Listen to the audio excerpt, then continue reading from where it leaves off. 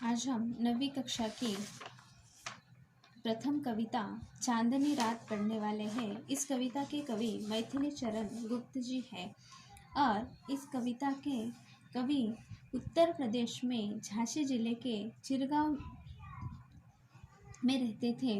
उनका 12 वर्ष की अवस्था में उन्होंने व्रजभाषा में कविता की रचनाएं भी की हैं। उनका जन्म 1886 में हुआ था और उनका मृत्यु 1964 में हुआ था। इस कविता में चांदनी रात पंचवटी खंड काव्य से ली गई है। कवि मैथिली चरण गुप्त जी ने इस कविता में प्रकृति की छटा और एक सुंदर रूप बड़े ही माधुर्य के साथ अभिव्यंजित किया है तथा चांदनी रात का मनोहारी वर्णन इस कविता में किया गया है। इस कविता के प्रथम स्टांजा में हम देखने वाले हैं कि चारों चंद्र की चंचल किरणें, चारों माने सुंदर सुंदर ऐसा चंद्र है और उसकी जो किरणें हैं खेल रही है माने इधर उधर गिर रही है। जल थल में, जल में मीन्स पानी में और थल में मीन्स पृथ्वी पर, धरती पर यहाँ गिर रही है। स्वच्छ चांदनी बिछी हुई है। स्वच्छ चांदनी, चंद्र का प्रकाश जो है वो अत्यंत स्वच्छ है और वो सभी जगह पे बिखरा हुआ है। अवनी और अंबर तल में, अवनी माने पृथ्वी पर और अंबर में माने आकाश में भी स्वच्छ ऐसा चांद का जो प्रकाश है वो गिर रहा है।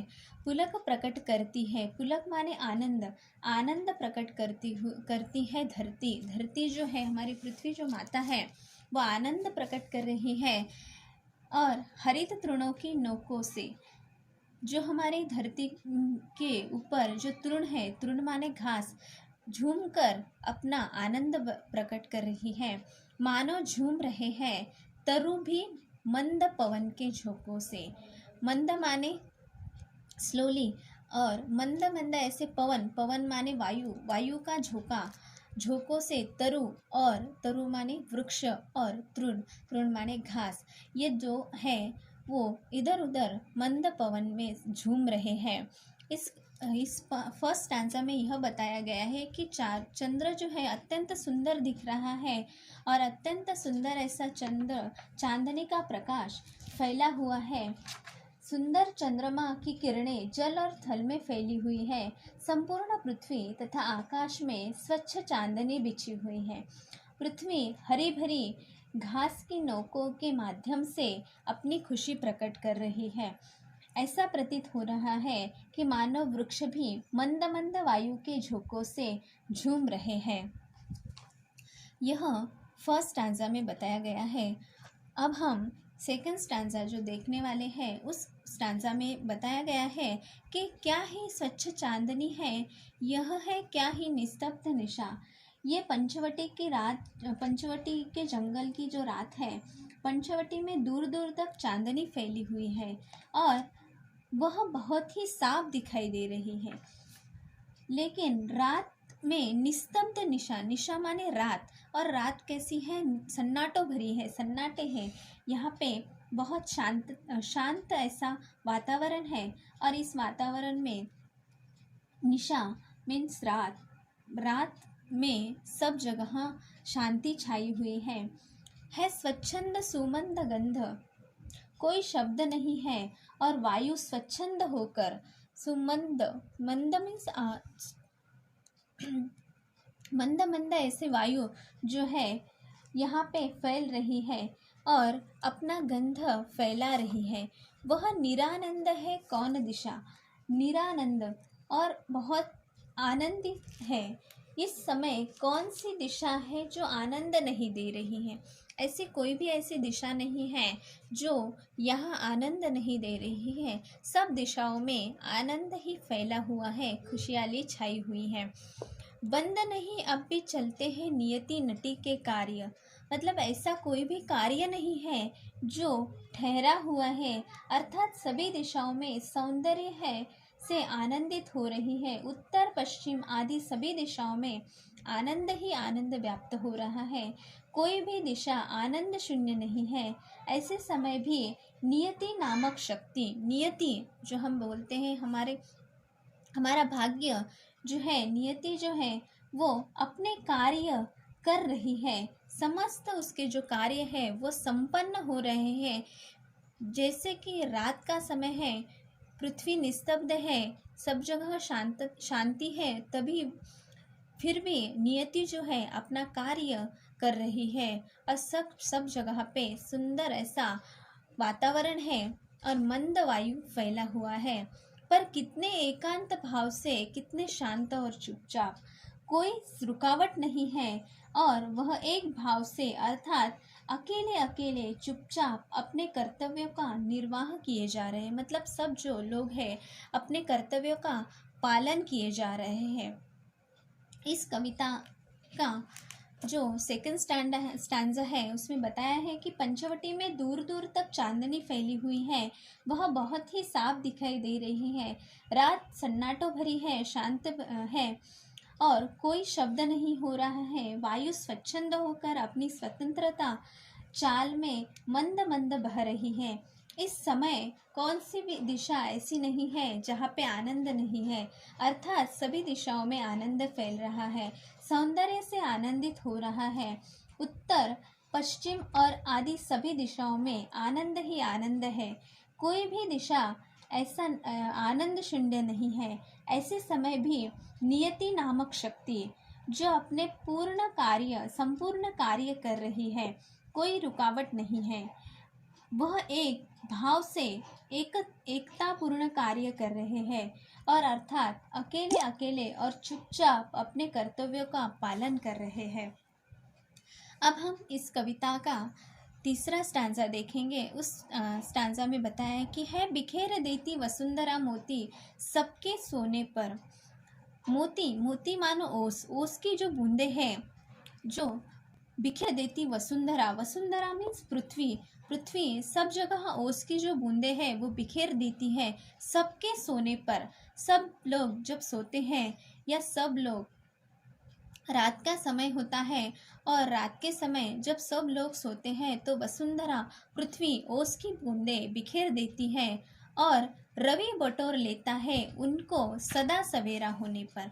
रवि माने सूर्य, सूर्य जो है वो सब किरणों से उस मोतियों को या उन बूंदों को, उसकी बूंदों को जमा कर देता है और विरामदायिनी अपनी संध्या को दे जाता है। जब सवेरा होता है वो उन सारी बूंदों को जमा कर देता है, पर जब संध्या का समय है तो संध्या के समय विरामदायिनी, जब संध्या मतलब सब काम कर कर जो आराम प्रदान करने वाली संध्या है, उस संध्या को वो फिर से वापस देकर जाते हैं। शून्य श्याम तनु जिसके, उसका नया रूप छलकाता है। मानो आकाश में सांवला शरीर वह अपना नया सा रूप छलकाता है। शाम का समय है और शाम के समय आकाश में सांवला ऐसा रंग होता है और ऐसा जो रंग है वो सूरज उस आकाश को देकर जाता है, मानो वो एक अपना नया रूप देकर जाता है। ऐसा इस स्टैंजा में बताया गया है।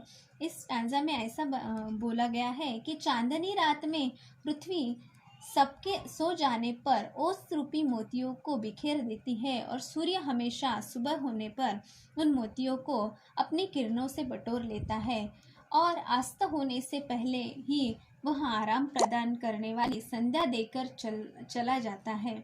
माना आकाश को सांवला शरीर देकर वह अपना नया सा रूप छलका जाता है। अब हम इस कविता का फोर्थ स्टैंजा देखने वाले, जो कि आखिरी स्टैंजा है।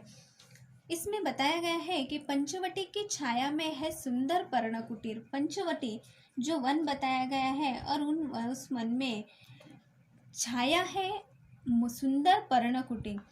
उस पर्णकुटी की एक छाया, उस पर्णकुटी में सब जगह अंधेरा छाया है और पर्णकुटीर बना है। एक पत्तों का कुटीर में एक झोपड़ा है। उस झोपड़े के सामने सम्मुख में सामने स्वच्छ शिला पर, शिला माने पत्थर पर धीर मीन्स धैर्यवान, वीर मीन्स वीर जो धैर्यशील पुरुष होता है, जो वीर होता है, निर्भीक, कभी न डरने वाला या किसी से भी न डरने वाला, जाग रहा है, यह कौन धनुर्धर। एक पुरुष जो है वो एक यहाँ पे जाग रहा है, जबकि भुवन भर सोता है, सब लोग सो रहे हैं और वो अकेला एक पुरुष जो है वो जाग रहा है। मानो भोगी कुसुमायुध योगी सा बना दृष्टिगत। ऐसा लग रहा है कि मानो एक योगी बनकर एक धनुर्धारी पुरुष जो है वो योगी बनकर यहाँ पे जाग रहा है। इस फोर्थ स्टांजा में कवि कहते हैं कि पंचवटी की घनी छाया में पत्तों की एक सुंदर कुटिया बनी है और इस कुटिया के सामने एक स्वच्छ तथा विशाल पत्थर पड़ा हुआ है और उस पत्थर के ऊपर धैर्यशाली निर्भय मन वाला एक पुरुष बैठा हुआ है। सारा संसार सो रहा है, परंतु यह धनुर्धारी कौन है जो इस समय भी जाग रहा है। यह वीर ऐसा दिखाई पड़ता है जैसे भोग करने वाला यहाँ योगी बनकर आ बैठा है। ऐसा यह फोर्थ स्टांजा में बताया गया है। इस पूरी कविता का सारांश मैं अभी आपको बताने वाली हूँ। तो इस कविता में कहा गया है कि कवि चांदनी रात का वर्णन करते हुए कहते हैं कि चंद्रमा किरणें जल और थल में फैली हुई है। पृथ्वी से लेकर आकाश तक सर्वत्र चांदनी बिछी हुई है। पूरी प्रकृति चांदनी में सरोवर है और रात सन्नाटे में हुई है। वायु स्वच्छंद होकर मंद मंद बह रही है। सभी दिशाओं में आनंद ही आनंद व्याप्त है। नियति चुपचाप से अपने कर्तव्यों का पालन कर रही है। ऐसे में पंचवटी ही छटा बहुत ही निराली प्रतीत होती है। उसकी घनी छाया में पत्तों की एक सुंदर कुटिया बनी हुई है। इसके सामने स्वच्छ शिला के ऊपर धैर्यशाली निडर मन वाला एक पुरुष बैठा हुआ है। यह वीर ऐसा दिखाई पड़ता है जैसे योगी बनकर बैठा है। इस प्रकार यह कविता मैथिली शरण गुप्त में अत्यंत सुंदर शब्दों में बताई है और अत्यंत सरल भाषा में हमें बताया गया है।